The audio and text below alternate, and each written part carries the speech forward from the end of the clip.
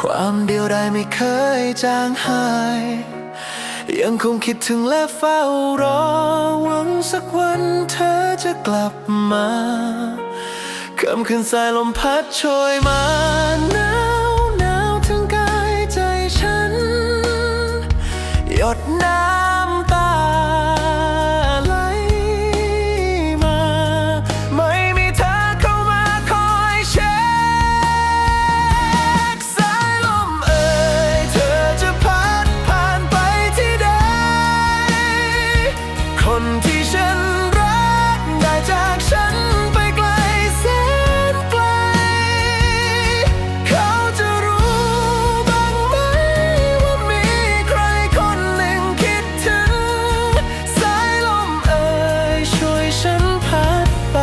ถึงเขา